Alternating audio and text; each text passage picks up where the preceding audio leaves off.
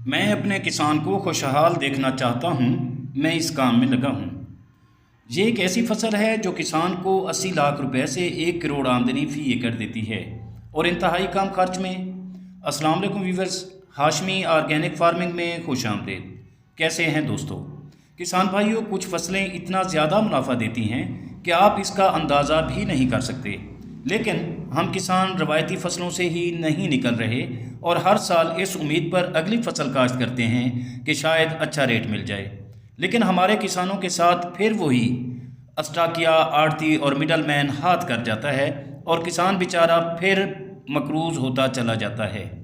किसान भाइयों, आज की फसल एक ऐसी फसल पर है जिससे किसान यकीनी तौर पर 1 एकड़ से 80 लाख रुपए कमा सकता है। इस तरह एक कनाल से 10 लाख रुपए और 2 कनाल से 20 लाख रुपए और 1 एकड़ से 80 लाख रुपए से 1 करोड़ तक आमदनी हासिल कर सकता है। ये फसल बहुत सारे लोग लगा रहे हैं, लेकिन ये राज किसी को नहीं बताते और जो इस फसल से कमा रहे हैं वो करोड़पति बन चुके हैं। जी हाँ दोस्तों, ये फसल है आम की नर्सरी की। आपने आम की नर्सरी काश्त करनी है और 1 एकड़ में गुठलियाँ काश्त करनी है, लगानी हैं और फिर गुठलियों को पानी देना है और इस तरह आम के पौधे निकल आएंगे जिस तरह आप वीडियो में देख रहे हैं। आम बहुत जल्दी ग्रोथ करता है और तकरीबन जो है, अगर आप कबाड़ी से ख़रीद भी नहीं करना चाहते और गुठलियाँ मुफ्त में हासिल करना चाहते हैं तो आप आजकल जैसे गर्मी है और आम की मौसम है, आम आने वाला है, तो आम के जूस की दुकानों पर, मिल्क शेक वालों से आपको ये गुठलियाँ मुफ्त में मिल जाएंगी डेली की बुनियाद पर।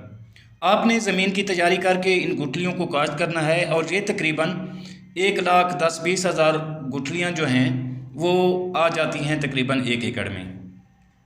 तो दोस्तों, आपने सिर्फ पानी लगाना है और इसकी जड़ी बूटियों को तलफ़ करना है। जड़ी बूटियाँ तलफ़ करना ज़्यादा मुश्किल नहीं होता। अगर आप खुद नहीं कर सकते तो आप एक मज़दूर रख कर इनसे जो जड़ी बूटियाँ हैं वो तलफ़ करवा लें और इनकी गोडी भी होती रहेगी और यूँ आपकी नर्सरी परवान चढ़ती रहेगी। तो दोस्तों, ये सिर्फ 6 से 8 माह का काम होता है। पौधे तैयार हो जाते हैं इस मौसम में लगाए गए पौधे। तो आपने जो है फरवरी और मार्च में जब पौधों को शिफ्ट करने का टाइम आता है तो आपने किसी भी नर्सरी वाले से रब्ता करके पौधों की तस्वीरें भेजनी हैं व्हाट्सएप पर और उनसे रब्ता करके आपने इनका थोक में सौदा कर देना है। तो दोस्तों, अगर आप मज़ीद इनसे ज़्यादा पैसे कमाना चाहते हैं तो इस हाइट पर आपने इनको आने देना है और जहां इनको कलम करवा देना है।